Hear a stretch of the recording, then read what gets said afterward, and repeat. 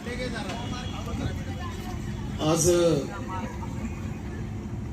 या ठिकाणी तथागत भगवान गौतम बुद्धांच्या या अतिशय महत्त्वाच्या अशा या कार्यक्रमाच्या प्रसंगानं आपण सगळेजण या ठिकाणी उपस्थित आहात आणि थेरगावच्या डॉक्टर बाबासाहेब आंबेडकर जयंती उत्सव समितीच्या वतीनं हा आयोजित प्रोग्राम या ठिकाणी संपन्न होतोय आणि वेळ खूप कमी आहे. मी काही कारणास्तव या ठिकाणी उशिरा पोहोचलो, पण माझी भावना ही होती की काही झालं पण या कार्यक्रमामध्ये जाऊन आपण सर्व जमलेल्या सर्व समाज बांधवांची, माझ्या बंधू भगिनींची भेट घ्यायची. आणि म्हणून आजच्या या प्रसंगी मी आपल्या सगळ्यांचा जास्त वेळ न घेता अवघ्या काही मिनिटांमध्ये माझं मत अत्यंत प्रामाणिकपणे आपल्या सगळ्यांच्या समोर मांडतोय. प्रथमतः मी तुम्हा आम्हाला गुलामीच्या जोखंडातून मुक्त करून माणूस म्हणून जगण्याचा अधिकार दिलेल्या सर्व महापुरुषांना, राष्ट्रपुरुषांना नतमस्तक होतो. आज या प्रसंगानं जगाला शांतीचा आणि समतेचा संदेश देणारे तथागत भगवान गौतम बुद्ध या राष्ट्रपुरुषाला, जागतिक पुरुषाला मी पहिल्यांदा या ठिकाणी नतमस्तक होतो. छत्रपती शिवाजी महाराज, महात्मा ज्योतिबा फुले, माता सावित्रीबाई फुले, आरक्षणाचे जनक राजश्री शाहू महाराज, बोधिसत्व परमपूज्य डॉक्टर बाबासाहेब आंबेडकर. साहित्य हे श्रीमंत लोकांच्या करमणुकीचे साधन नसून इथल्या दीनदलित, कष्टकऱ्याचे, शेतकऱ्याचे, कामगाराचे दुःख जगाच्या दरबारात मांडण्याचे माध्यम आहे. हे अचूक ओळखून ज्यांनी साहित्याची खाण निर्माण केली असे साहित्य सम्राट अण्णाभाऊ साठे, देशपिता लहुजी साळवे या सर्व महापुरुषांच्या चरणी नतमस्तक होतो. आजची ही अत्यंत महत्वाची ही बौद्ध पौर्णिमा, ज्यांच्यामुळे या जगामध्ये शांती प्रस्थापित झाली आणि आज आपल्या सगळ्यांना शांतीची व्याख्या लक्षात येऊन आपण सगळे माणूस म्हणून जगण्याचा या भारतामध्ये आपल्या सगळ्यांना अधिकार मिळाला.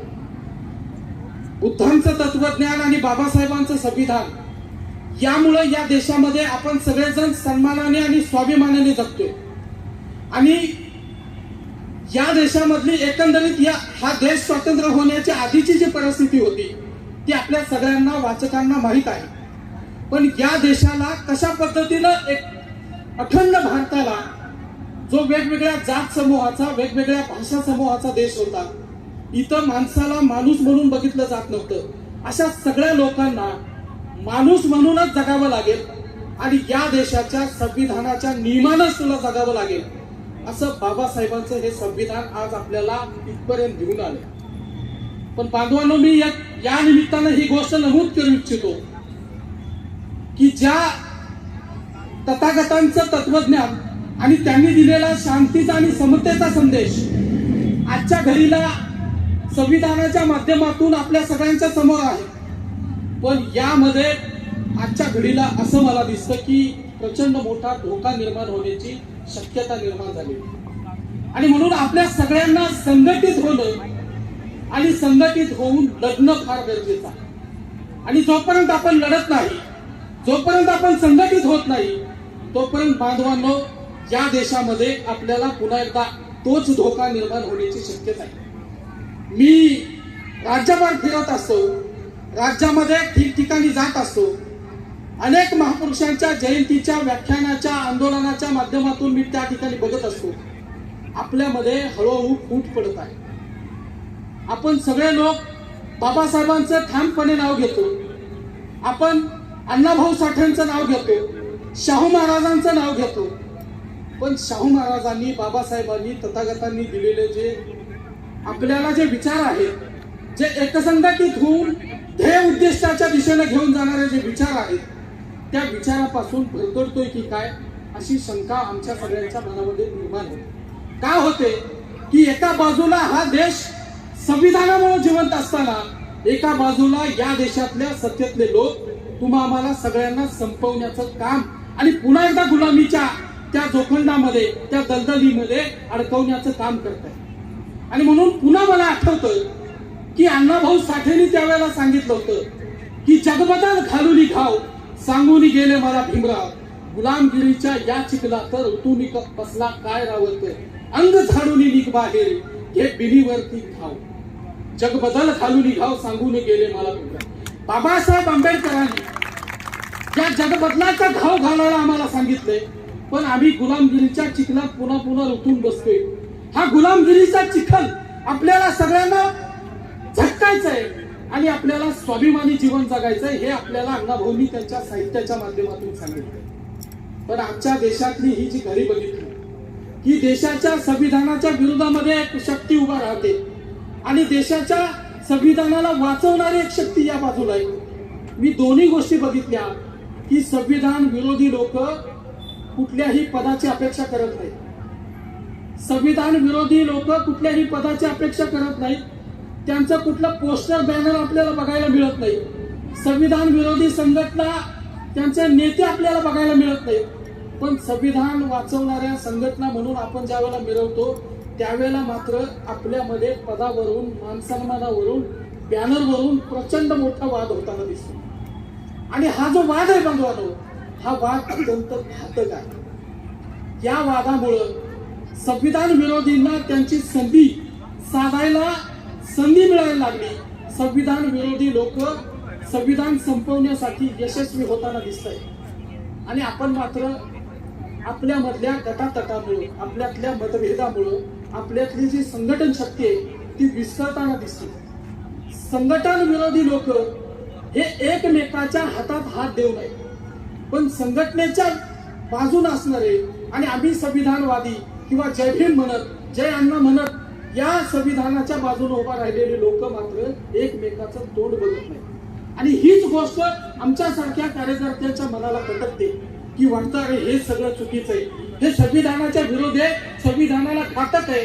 संविधान संपवणारे जे लोक आहेत यांच्यापेक्षा धोका आपल्यातल्या असंघटितपणामुळे निर्माण झाला.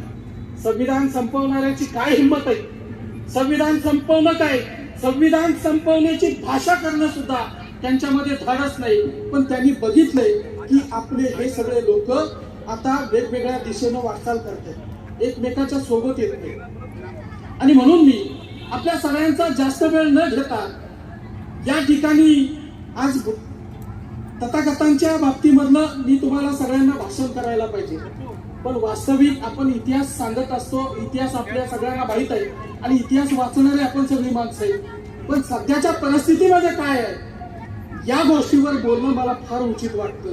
आणि म्हणून मी तुमच्या सगळ्यांच्या समोर कुठल्याही राजकीय द्वेष भावनेतून न बोलता अत्यंत प्रामाणिकपणानं ज्या तथागतांच्यामुळं माझ्यामध्ये शांती निर्माण झाली, ज्या तथागतांच्यामुळं मला माणूस म्हणून जगायला मिळालं, ज्या तथागतांच्यामुळं कसं जगायचं आणि कसं राहायचं हे मला शिकायला मिळालं, त्या तथागतांचा एक अनुयायी म्हणून आणि बाबासाहेब आंबेडकरांच्या संविधानामुळं मला हे बोलण्याचा, लिहिण्याचा, व्यक्त होण्याचा, या देशामध्ये कुठेही मुक्तपणे संचार करण्याचा अधिकार बाबासाहेबांच्यामुळे मिळाला.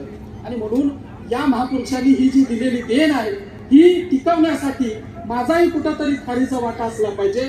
आणि या आंदोलनात जीव गेला तरी आम्ही सगळे मागं हटणार नाही, ही भूमिका आमच्या सगळ्यांची असली पाहिजे आणि ती सगळी सगळ्यांची असावी अशी मी सगळ्यांच्याकडून अपेक्षा व्यक्त करतो. आणि या ठिकाणी ज्या आयोजकांनी इतका छान आणि सुंदर प्रोग्राम या ठिकाणी घेतला त्या सगळ्या आयोजकांचं मी मनापासून आभार मानतो.